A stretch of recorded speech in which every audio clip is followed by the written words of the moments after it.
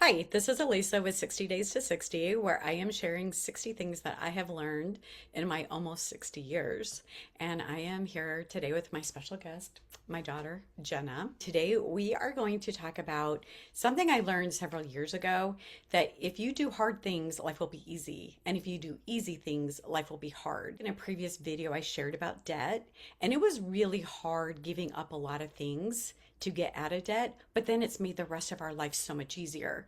Whereas not all of our friends, but a lot of our friends who took the easy route and just bought what they wanted when they wanted it, are still struggling financially all these years later. Like they've never really been able to get out of that hole, and they've just, in fact, dug it a lot deeper. I kind of relearned this lesson being Jenna's mom because Jenna does not back away from hard things. Like she just embraces hard. And I was like, whoa, you could do that? I didn't know that was a thing. So I'm going to turn it over to her to talk a little bit about her experiences.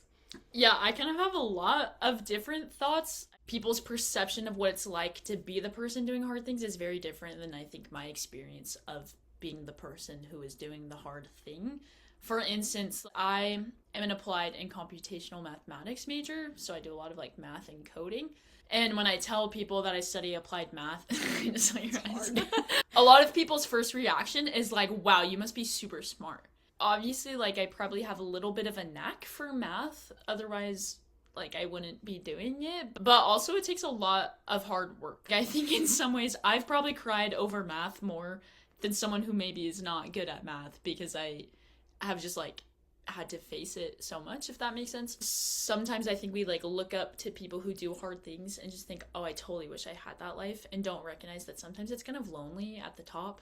Kind of what you were saying earlier about like your friends not trying to get out of debt, like it's kind of, oh, are we the only ones who like aren't going out on these like fun outings and like doing these fun things? Like it's kind of isolating in some And ways. buying nice furniture and yeah. Yeah, like, Are we the but only ones doing without? Like everyone else seems to have everything we don't have. yeah, and I felt like for a long time in school, until recently, where I have like a cohort and I'm with those other people who are doing math all the time and like we're working on stuff together.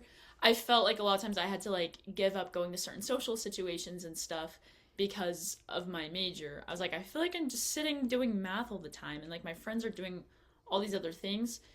And I mean, I think it's important to have like balance and still have friends and do those things. But sometimes when you're working towards a goal, it takes sacrifice, and like it's not always fun and glamorous. Like social media shows when they do the highlight reel at the end, they're like, here's like the 100 days that I did this thing, and you're like, oh, that was so cool, and I see the results. Like when you're in the middle of it, you don't really see the results, but just like identifying with yourself that like I'm a person who does hard things and it's going to be uncomfortable, and that's going to be okay because I want this result, but also finding the beauty in the process, because sometimes willpower isn't enough, like learning to find the beauty in the actual process. And I think keeping an eye on the outcome you want, because you do the hard things partly to get the outcome that you desire.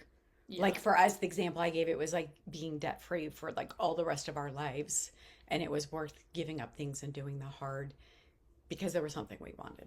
And sometimes knowing too, like if your outcome is like really big, like setting like small milestones along the way so you do feel like you're making some kind of progress, because it's hard to just jump from like 0 to 60 sometimes. That's kind of my like lots of thoughts. Like if you do hard things, you will be fulfilled. And so keep doing hard things. It's okay. It's okay that they're hard. The hard is supposed to be hard. And don't shy away from hard, because some of the best results will come from doing the hard thing. So thanks for watching this video, and I hope you have a great day.